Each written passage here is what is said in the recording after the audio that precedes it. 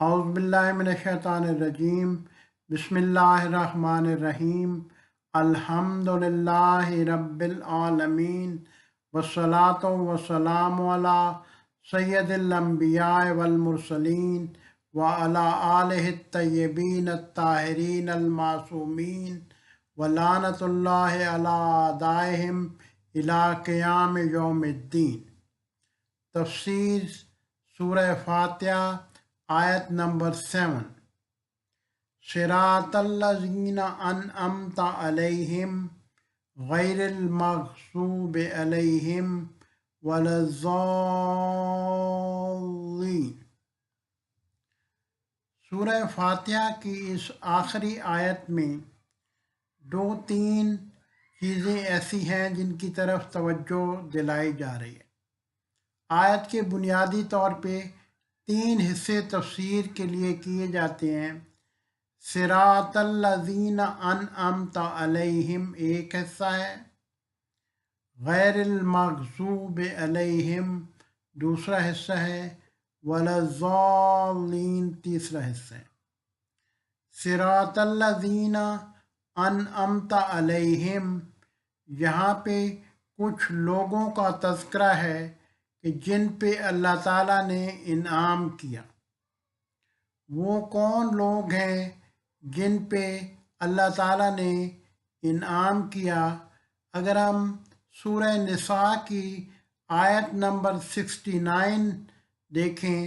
تو ہمیں پتہ چلتا ہے کہ یہ انبیاء ہیں، یہ صدیقین ہیں، یہ شہداء ہیں اور یہ صالحین ہیں کہ جن پہ اللہ تعالیٰ نے اپنا انعام فرمایا، اپنی نعمت نازل کی۔ تو ان لوگوں کے راستے کی طرف، ان لوگوں کے راستے پہ چلنے کے لیے دعا کی جا رہی ہے، اور اس کے جو نقطہ مقابل 2 انحرافی راستے بنتے ہیں۔ غیر المغضوب علیہم، وہ لوگ جن پہ اللہ کا غضب نازل ہوا، ان کے راستے سے پناہ مانگی جا رہی ہے، ولا الضالین، اور نہ ہی گمراہوں کے راستے سے، کہ ان دونوں راستوں سے جو کہ انحرافی راستے ہیں ان سے پناہ مانگی جا رہی ہے۔ اور وہ صراط مستقیم کہ جو ان لوگوں کا راستہ ہے جن پر اللہ نے انعام کیا ہے، اس پہ چلنے کے لیے، اس پہ ثابت قدم رہنے کے لیے دعا کی جا رہی ہے۔ یہاں پہ انعمتا جس نعمت کا ذکر ہے سورہ حمد میں، وہ اللہ تعالیٰ کی نعمت معنوی ہے، نعمت باطنی ہے، کیونکہ نعمتیں 2 طریقے کی ہو سکتی ہیں، یا نعمت ظاہری یا نعمت باطنی، اور یا ایک تیسری نعمت بھی ہو سکتی ہے کہ نعمت متوہمہ، کہ اصل میں وہ نعمت نہیں ہے لیکن لوگ اس کو وقتی طور پر اپنی کم نظری کی وجہ سے نعمت سمجھ رہے ہیں۔ مثلا راہ جہاد میں جانے سے پہلو تہی کرنا، بہانے بنا کے بچ جانا، اور یہ سمجھنا کہ وہ جنگ کے خطرات اور جنگ کے ضرر سے محفوظ رہے ہیں، کہ یہ نعمت متوہمہ ہے۔ یہاں پہ جس نعمت کا ذکر ہے وہ نعمت معنوی ہے، نعمت ظاہری سورہ حمد میں مراد نہیں ہے۔ اور جس صراط کا ذکر ہے، جس راستے کا ذکر ہے، وہ صراط واحد ہے، کیونکہ صراط مستقیم واحد راستہ ہوتا ہے کہ جو کہ سیدھا اور اپنی منزل مقصود اور اپنے مقصود و مطلوب تک پہنچنے کا واحد راستہ ہوتا ہے، جبکہ اس کے علاوہ کوئی بھی راستہ جو ہوتا ہے وہ انحرافی راستہ ہوتا ہے، وہ انحراف کا یا ٹیڑھا پن کا شکار ہو جاتا ہے، اور اس طرح اپنے طے کرنے والے کو منزل مقصود تک نہیں پہنچاتا۔ صراط مستقیم پہ استقامت و ثبات کی ضرورت ہوتی ہے، اور اللہ تعالیٰ نے جو کچھ دنیا میں نازل کیا ہے وہ ساری کی ساری خیر ہے۔ یعنی اللہ تعالیٰ نے دنیا پہ وہ ابتداً نہ غضب کو نازل کیا ہے اور نہ گمراہی کو نازل کیا ہے، بلکہ یہ صرف اور صرف رحمت ہے رب کی جو دنیا پہ نازل ہوتی ہے۔ صرف صراط مستقیم کی رحمت کو اللہ تعالیٰ نے نازل کیا ہے، اور یہ جو باقی دونوں راستے ہیں، غضب کے راستے اور ضلالت کے راستے، یہ جزائی ہیں، ابتدائی نہیں ہیں۔ یعنی ابتدائی طور پر ان سے واسطہ نہیں پڑتا، بلکہ جب کوئی اپنی بدعمالیوں میں اتنا زیادہ آگے بڑھ جاتا ہے کہ وہ صراط مستقیم سے غافل ہو کے ٹیڑھا راستہ اپنا لیتا ہے، تو وہ اللہ تعالیٰ کے غضب کا شکار ہو جاتا ہے اور گمراہ ہو جاتا ہے، گمراہی کا راستہ پا لیتا ہے اور اپنی منزل مقصود تک کبھی پہنچ نہیں سکتا۔ کیونکہ جتنی بھی نعمتیں وہ انسان استعمال کرتا ہے، اگر نعمت کو دیکھا جائے تو وہ اس کا حسن حال ہے، کہ اس کے جو حالت ہے وہ جتنی بہتر ہوگی کہ وہ کہیں گے وہ شخص نعمت میں، یا اس کی وہ طیب و العیش ہے کہ زندگی کتنی اچھی گزر رہی ہے، تو لغوی طور پہ کہا جاتا ہے کہ وہ شخص وہ نعمت میں ہے۔ اور جبکہ اس کی مقابل کی صفت میں شدت اور ضیق ہوتا ہے، یعنی ٹیڑھا پن ہوتا ہے، شدت ہوتا ہے، ضیق ہوتا ہے، حسن حال کی بجائے وہ حال کا خراب ہونا ہوتا ہے، اور دکھ و تکلیف و مصیبت کے حالات جو ہیں وہ نعمت کا نقطۂ مقابل ہوتے ہیں۔ ایک نقطۂ مقابل جس کا قرآن نے ذکر کیا ہے وہ ضر ہے، یعنی نقصان پہنچانا، کہ کسی کو نقصان پہنچے یا نقصان پہنچائے تو وہ نعمت کا نقطۂ مقابل سمجھا جاتا ہے۔ وَلَئِنْ أَذَقْنَاهُ نَعْمَاءَ بَعْدَ ضَرَّاءٍ مَسَّتْهُ لَيَقُولَنَّ ذَهَبَ السَّيِّئَاتُ عَنِّی، سورہ ہود آیت 10۔ یہاں پہ لفظ ضر کو، کہ جب اللہ تعالیٰ نعمت کے بعد جو ہے کہ چھوٹے سی تکلیف کے بعد یا کچھ تکلیفوں کے بعد نعمت کا مزہ چکھاتا ہے،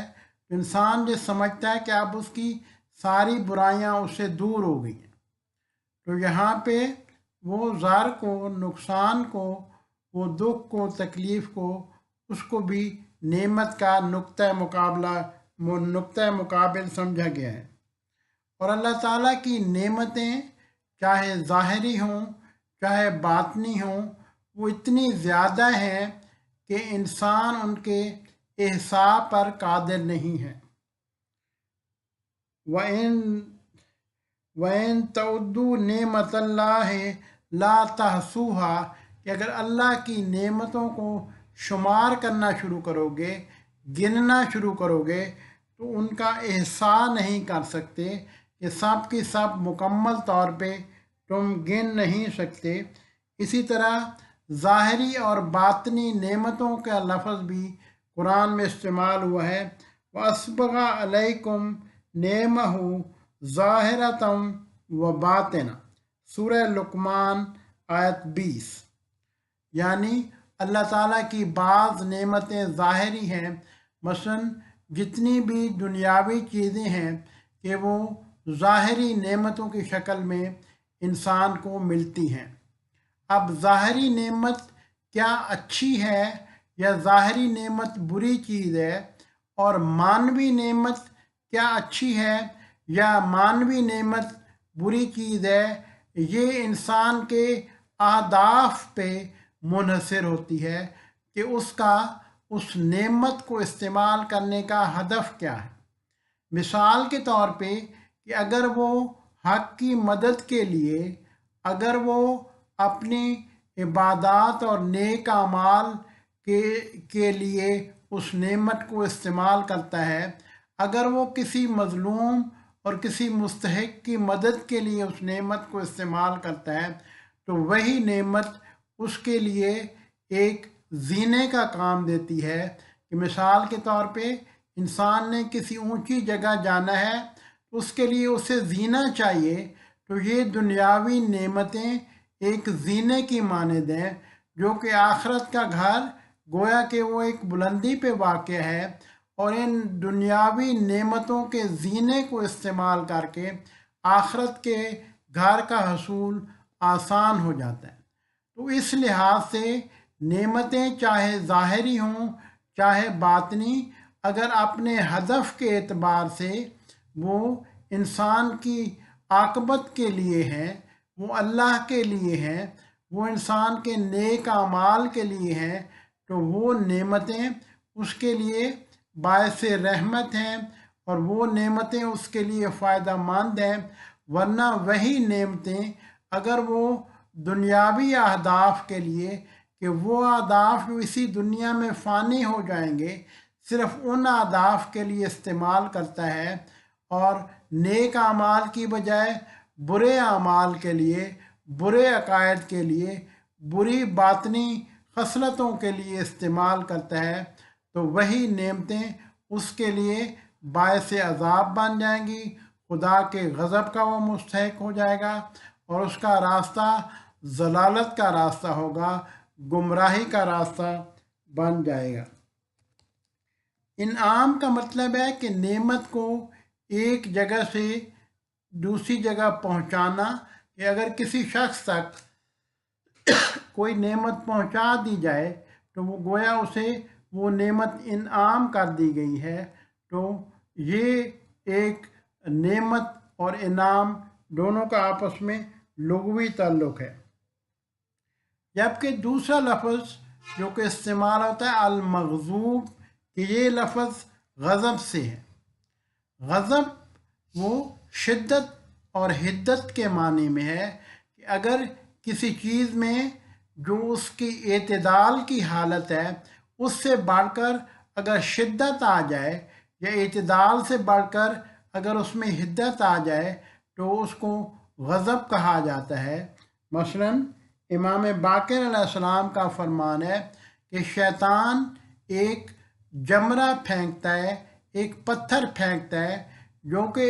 انسان کے جوف میں جاتا ہے، انسان کے پیٹ میں جاتا ہے، اور غصے کی حالت اس پہ طاری ہو جاتی ہے، اور غصے کی حالت میں اس کی آنکھیں سرخ ہو جاتی ہیں اور اس کی رگیں پھول جاتی ہیں، اور یہ شیطان کا کام ہے کہ جو اس حالت کو، غصہ کی حالت کو اس پہ طاری کرتا ہے اور انسان پہ مسلط ہو جاتا ہے۔ یہ غضب انسان کا غضب ہے، لیکن اللہ تعالیٰ کی طرف جب غضب کا لفظ کہا جائے گا تو اس سے مراد یہ ہوگی کہ وہ جب کوئی حکم کرے گا تو اس میں شدت زیادہ ہے اور حدت زیادہ ہے، یعنی نافرمانی کی سزا کی شکل میں اس کا غضب نازل ہوگا، کہ وہ فساد کی عقوبت کے طور پہ اللہ تعالیٰ کا غضب نازل ہوگا۔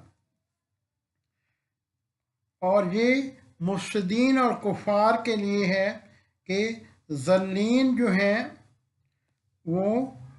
مقابلہ محتدین کے ہیں، کہ ضالین جو ہیں وہ انحراف کی راہ کو طے کرنے والے لوگ ہیں، اور صرف ایک ہی راستہ ہے صراط مستقیم، جو کہ نجات کی ضمانت ہے۔ مثلا اگر کہا جائے کہ جنت کے اوپر ایک راستہ ہے جو کہ صراط مستقیم ہے، کہ جس کی وہ اہمیت اور جس کے بارے میں احتیاط برتنے کے لیے دو تمثیلیں استعمال ہوئی ہیں، کہ وہ راستہ بال سے زیادہ باریک ہے اور تلوار سے زیادہ تیز ہے، یعنی اس راستے کو طے کرنے کے لیے انسان کو انتہائی کوشش اور احتیاط سے کام لینا چاہیے، اور اسے اپنے اعمال کو، اپنی خصلتوں کو، اپنے اخلاق کو، اپنی عادات کو اور اپنے اعتقادات کو وہ صراط مستقیم میں صحیح راستے پہ چلانا چاہیے، تاکہ وہ جنت کے اوپر جو صراط ہے، کہ جو کہ بال سے زیادہ باریک ہے اور جو کہ تلوار سے زیادہ وہ تیز ہے، کہ اس سے بآسانی اپنا راستہ طے کر سکے۔ مثلاً قرآن میں آیت آتی ہے قد ضللت اذن وانا من المہتدین، کہ یہاں پہ وہ مہتدین جو ہے وہ ضالین کا نقطۂ مقابل ہے، کہ اگر انسان انحرافی راہیں طے کرے تو وہ ضالین میں شامل ہوگا، اور اگر انسان صراط مستقیم کی ہدایت والی راہیں طے کرے تو وہ مہتدین میں سے شامل ہوگا۔ من اہتدی فانما یہتدی لنفسہ ومن ضل فانما یضل علیہا، یہاں پہ بھی ہدایت اور ضلالت کو نقطۂ مقابل قرار دیا گیا ہے کہ اگر کوئی ہدایت پائے گا تو اپنے ہی لیے پائے گا، اور اگر کوئی گمراہ ہوگا تو بھی نقصان اس کا اپنا ہی ہوگا، اور وہ دونوں صورتوں میں وہ اپنے انجام کا بھی ذمہ دار ہے اور اپنے اعمال کا بھی ذمہ دار ہے۔ جو چیز کہ وہ ہدایت میں یا صراط مستقیم میں وہ انسان کو آگے لے کے جاتی ہے، وہ اس کا جو مقصد ہوتا ہے، جو مطلوب ہوتا ہے کہ وہ اس تک وہ پہنچاتی ہے۔ اب اس کا مقصد اور مطلوب، صراط کا مطلب یہ ہوتا ہے، طریق کا مطلب یہ ہوتا ہے کہ صراط مستقیم بھی اگر ہوگا تو یہ بھی اس کے مقصد اور مطلوب پہ منحصر ہوگا، کہ اگر اس کا مقصد اور مطلوب وہ نیک ہے، اگر اس کا مقصد اور مطلوب برا نہیں ہے تو پھر وہ اس کا انجام بخیر ہوگا، تو پھر وہ فائزین میں سے ہوگا، تو پھر وہ ان لوگوں میں سے ہوگا جن پر اللہ تعالیٰ نے انعام فرمایا ہے، صراط الذین انعمت علیہم میں سے ہوگا۔ لیکن اس کا اگر مقصد اور ہدف وہ صحیح نہیں ہے، مقصد اور ہدف ہی برا ہے، مقصد اور ہدف ہی انحرافی ہے، تو پھر صراط مستقیم بھی یا صراط پہ اس کی جتنی کوششیں ہوں گی وہ اس کو صحیح منزل پہ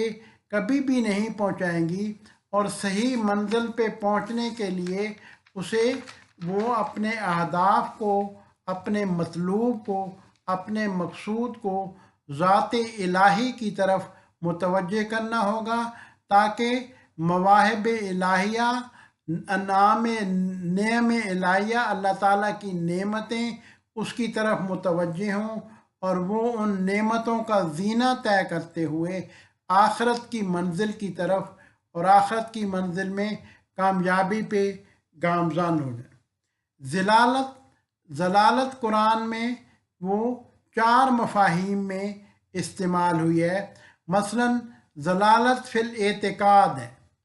کہ بعض لوگ کفر کرتے ہیں، یعنی اعتقاد ہی ضلالت کا ہے۔ مثلاً شرک جو ہے یہ اعتقاد کی ضلالت ہے۔ وَمَن يَتَبَدَّلِ الْكُفْرَ بِالْإِيمَانِ فَقَدْ ضَلَّ سَوَاءَ السَّبِيلِ، سورہ بقرہ آیت 108۔ اور اسی طرح ایک دوسری قسم کی ضلالت ہے جو کہ صفات باطنیہ سے متعلق ہے، کہ بعض دفعہ انسان کا عقیدہ تو صحیح ہوتا ہے لیکن اس میں صفات باطنیہ جو ہے وہ صحیح نہیں ہوتی۔ فویل للقاسیات قلوبہم من ذکر اللہ اولئک فی ضلال مبین، اگر ان کے دل ہی سخت ہو گئے، کہ اگر کچھ ایسے لوگ ہیں کہ جن کے دل ہی سخت ہو گئے ہیں کہ وہ اب اللہ کا ذکر نہیں کرتے، یا اللہ کا ذکر یا اللہ کی آیات جب ان کی تلاوت کی جاتی ہے، جب ان کے معنی و مفاہیم بیان کیے جاتے ہیں، جب ان کی تفسیر بیان کی جاتی ہے تو ان کے دل اثر اس سے قبول نہیں کرتے، یعنی ان کے دل سخت ہو گئے ہیں، تو یہ ان کی ایک حالت باطنی ہے۔ تو یہ باطنی ضلالت ہے ان کی، کہ ان کے باطل جو ہیں وہ گمراہ ہو گئے ہیں، ان کے باطل جو ہیں وہ ضالین میں چلے گئے ہیں۔ اور ایک تیسرے درجے کی ضلالت جو کہ ان پہلے 2 درجوں سے ذرا کم درجے کی ضلالت ہے، کہ وہ عمل کی ضلالت ہے۔ وَمَن يَفْعَلْهُ مِنْكُمْ فَقَدْ ضَلَّ سَوَاءَ السَّبِيلِ، सूरह मुमतहिना आयत नंबर 1 कि यहाँ पे एक अमल के रेफरेंस से एक अमल की तरफ इशारा करते हुए कहा गया है कि जिसने ऐसा किया तो वो रास्ते से वो गुमराह हो गया, रास्ते से जलालत का शिकार हो गया, वो रास्ते में जलीन का शुमार में आ गया। तो ये अमल की जलालत है। अगरचे ये जलालत भी काफ़ी संगीन है, लेकिन ये पहली दो जलालतों के अकायद की गुमराही और सिफात बातनिया की गुमराही से ज़रा कमतर दर्जे की गुमराही है। फिर कुछ आयतें हैं जो जलालत को मुतलकन बयान करती हैं, बगैर किसी कैद के बयान करती हैं। मसलन सूरह जुमा की आयत नंबर 2 में वयुअल्लिमुल किताब वल हिकमा व इन कानू मिन कब्लो लफ़ी ज़लालिम मुबीन।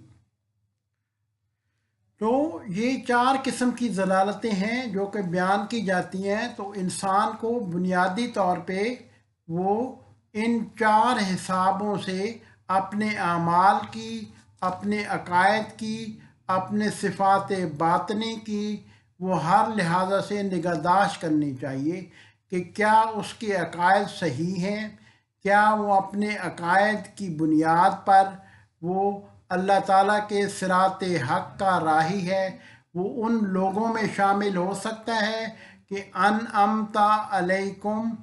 सिरातल्लज़ीना अनअमता अलैहिम, उन लोगों का रास्ता जिन पर तूने अनआम किया। क्या उसकी जो सिफात बातनिया हैं वो इस काबिल हैं कि वो सिरातल्लज़ीना अनअमता अलैहिम उन लोगों में शामिल हो सकता है? क्या उसके आमाल सही रास्ते की तरफ, सही सिमत की तरफ जा रहे हैं, या जनरली वो अपने सारे अमाल का अगर जायज़ा ले तो क्या उसे जलालत के शायबे मिलते हैं, या उसको ऐसे बाज़ निशानात मिलते हैं कि जिसकी वजह से वो समझता है कि अल्लाह का नूर उसके दिल में मौजूद है। मसलन एक मीज़ान है जो कि कुरान ने बयान की है आयतुल कुर्सी में, अल्लाह वलियुल्लज़ीना आमनु युखरिजुहुम मिनज़्ज़ुलुमात इलन्नूर, कि अल्लाह मोमिनीन का वली है जो उन्हें ज़ुलुमात से, तारीकियों से नूर की तरफ ले जाता है। अब इस मीज़ान को हम देखें कि क्या हमारे अमाल इस तरह है, क्या हमारे आज़ा व जवारे इस तरह काम कर रहे हैं। मसलन क्या हमारी आँखें वही चीज़ें देख रही हैं जिन्हें अल्लाह ताला ने देखना जायज़ करार दिया है, और उन चीज़ों से बच रही हैं जिन्हें अल्लाह ताला ने देखना जायज़ करार नहीं दिया। हमारी ज़ुबानें अल्लाह ताला की हक़ की बातों को बयान कर रही हैं, उसकी आयात की तिलावत कर रही हैं, या अपना वक्त दुनिया के लहव व लहब में गुजार रही हैं। हमारे हाथ पाँव, हमारा सारा वजूद, क्या वो अल्लाह ताला के अहकाम के मुताबिक अपनी हरकत और सकनात में पाबंद है। इस सूरत में हमारे दिल में एक नूर होगा कि अल्लाह का नूर होगा कि ये मीज़ान है कि अल्लाह वलियुल्लज़ीना आमनु, अल्लाह मोमिनीन का वली है, युखरिजुहुम मिनज़्ज़ुलुमात इलन्नूर, कि उनको ज़ुलुमात से, तारीकियों से नूर की तरफ ले जाता है। और अगर हमारे अंदर ये मीनार ना हुआ, वल्लज़ीना काफ़रू औलियाहुमुत तागूत, जो काफिर हैं उनके औलिया, उनके वली तागूत हैं। युखरिजुहुम मिनन नूर इलज़्ज़ुलुमात, जो उन्हें नूर से उल्टी तरफ यानी तारीकियों की तरफ, तारीकियों में ले जाते हैं कि हम फीहा खालिदून, जिसमें वो हमेशा हमेशा रहेंगे। तो अल्लाह ताला ने हमारे लिए एक मीज़ान करार दिया है कि हर शख्स मसलन रात को सोने से पहले अपने दिल में इस तराजू पे अपने आप को, अपने आमाल को, अपनी सिफात बातनिया को, अपने अकायद को तोल सकता है کہ کیا اس کے اندر اللہ تعالیٰ کا نور موجود ہے، اس اللہ تعالیٰ کے نور کی ذوفشانی موجود ہے، یا اس کا راستہ طاغوت کا راستہ ہے، یا شیطان نے طاغوت نے اس پہ حکومت قائم کر رہی ہے اور وہ کفر اور گمراہی اور ضلالت کے راستے کی طرف جا رہا ہے۔ تو ہمارے پاس رات کو حساب کا وقت ہوتا ہے کہ اس احتساب میں ہم اپنے آپ کو اس میزان پہ پرکھ لیں، اور اس میزان ساری کی ساری ہمارے اپنے ہاتھ میں ہوتی ہے، کیونکہ اپنے حالات سے، اپنے دل سے سب سے زیادہ ہم بھی مطلع ہوتے ہیں کہ ہم نے یہ دن کیسا گزارا، ہم نے اپنے اعضاء و جوارح کو کیسا استعمال کیا، کہ اگر کوئی غلطی ہو گئی تو استغفار سے اس کو دور کرنے کی کوشش کریں، اور اگر کوئی غلطی نہیں ہوئی، سارا دن اچھا گزر گیا، اللہ تعالیٰ کے احکام کے مطابق گزرا، تو اللہ تعالیٰ کا شکر ادا کریں اور الحمدللہ کہیں کہ اللہ تعالیٰ نے یہ نعمت عطا کی کہ اس کے احکام پہ چلنے کی توفیق عطا فرمائی۔ تو بنیادی طور پہ وہ 3 سوال ہیں نعمت کے سلسلے میں جو کہ اٹھتے ہیں۔ پہلا سوال یہ ہے کہ منعم کون ہے، کہ نعمت دینے والی ہستی کون ہے، کہ اس کا ادراک بہت ضروری ہے کہ انسان کو پتہ چلے کہ وہ اس دنیا میں آیا ہے، اس دنیا کی چیزیں استعمال کر رہا ہے، سانس لے رہا ہے، اس کا رزق اس کے آنے سے پہلے موجود تھا۔ تو یہ منعم کون ہے، یہ نعمت دینے والی ہستی کون ہے جو اسے یہ نعمتیں دے رہا ہے، اور دوسری اسے نعمتوں کا ادراک ہونا چاہیے کہ وہ نعمتیں کون سی ہیں۔ یہ تو نہیں ہے کہ وہ اپنے اہداف کی خرابی کی وجہ سے دنیا کی ظاہری چیزوں کی وہ چمک دمک دیکھ کر انہیں نعمت سمجھ کر، کہ انہیں نعمت حقیقی سمجھ کر اپنے وقت کو ضائع کر رہا ہے اور غلط راستے کی طرف، کج اور انحرافی راستوں کی طرف وہ اپنا سفر طے کر رہا ہے۔ قرآن میں آیت آتی ہے وَمَن يُطِعِ اللَّهَ وَالرَّسُولَ، جس نے اللہ اور رسول کی اطاعت کی، فَأُولَٰئِكَ مَعَ الَّذِينَ أَنْعَمَ اللَّهُ، تو وہ ان لوگوں کے ساتھ ہوں گے جن پر اللہ نے اپنا انعام کیا ہے، من النبیین، نبیین میں سے، والصدیقین، اور صدیقوں میں سے، والشہداء، اور شہداء میں سے، والصالحین، اور صالحین میں سے، وحسن اولئک رفیقا، اور کیا ہی اچھا ساتھ ہے۔ کہ آیت نمبر 69 سورہ نساء ہے کہ یہ لوگ جو نبیین ہیں کہ ان کا وہ ہم آخری نبی کی امت میں شامل ہیں، حضرت محمد مصطفیٰ کی امت میں شامل ہیں، تو ہمارے لیے سب سے بڑا مصداق جو ہے وہ جناب محمد مصطفیٰ صلی اللہ علیہ وآلہ وسلم کی ذات ہے۔ والصدیقین، کہ صدیقین میں سے، یعنی قرآن چاہتا ہے کہ لوگ صدیق ہوں، لوگ سچائی کو اپنائیں، لوگ اپنی زندگی میں سچی گفتگو کو اپنائیں، لوگ سچے انسان کے طور پہ متعارف ہوں، کہ جو کوئی ان کے بارے میں بات کرے اسے یقین ہو کہ یہ شخص سچا ہے۔ اور اس کا سب سے بڑا مصداق جیسا کہ روایت میں آیا ہے کہ صدیقین سے مراد حضرت علی بن ابی طالب علیہ السلام ہیں، والشہداء، کہ شہداء کا مطلب ہوتا ہے کہ جو کسی چیز کو عالم شہود میں دیکھے، یعنی ایسے لوگ ہوں جو اپنے اعمال کو، اپنے اعمال کی حقیقت کو نہ صرف قیامت کے دن حالت شہود میں دیکھیں گے، بلکہ اس دنیا میں بھی ان کے اندر ایک ایسی کیفیت پیدا ہو جائے کہ اپنے برے اعمال کو برے کے طور پہ دیکھیں، ان کی برائی کو دل سے محسوس کریں، اور اپنے اچھے اعمال کو اچھائی کے طور پہ دیکھیں حالت شہود میں، اور ان کی اچھائی کو محسوس کریں۔ اور اس شہداء کا جو سب سے بڑا مصداق ہمیں نظر آتا ہے وہ ہماری تاریخ میں جناب سید الشہداء حضرت امام حسین علیہ السلام کی ذات مبارکہ ہے۔ والصالحین، اور صالحین کے مطابق کہ انبیاء کو صالحین میں شامل کیا گیا، یعنی صالحین کا درجات مراتب بہت بلند ہیں کہ وہ عام درجے کے صالح لوگوں سے لے کے انبیاء تک، کہ ہمارے آخری نبی صلی اللہ علیہ وسلم کا بھی ایک لقب جو ہے وہ صالحین میں شامل ہونا ہے، کہ وہ اور باقی انبیاء کے بارے میں بھی مختلف آیات آئی ہیں جن میں انہیں صالحین کے لقب سے نوازا گیا ہے۔ اور ایک واضح ترین مصداق کو روایت میں بیان کیا گیا ہے کہ حضرت حمزہ صالحین میں سے۔ وَحَسُنَ أُولَئِكَ رَفِيقًا، اور ان کا کتنا اچھا ساتھ ہے کہ یہ لوگ جو ہیں کہ ان کی سیرت پہ چلتے ہوئے، کہ ان لوگوں کی اتباع کرتے ہوئے، ان کے نقش قدم پہ چلتے ہوئے، کہ انسان جب آگے بڑھتا ہے تو حسنہ اولئک رفیقہ سے مراد 14 معصومین ہیں۔ 14 معصومین کی سیرت پہ چلتے ہوئے انسان ایسے لوگوں میں شامل ہو سکتا ہے، ایسے لوگوں کے راستے پہ چل سکتے ہیں، ایسے لوگوں کے راستے کی ہدایت حاصل کر سکتا ہے جن پر اللہ نے اپنا انعام کیا ہے، اور نہ ان لوگوں کا راستہ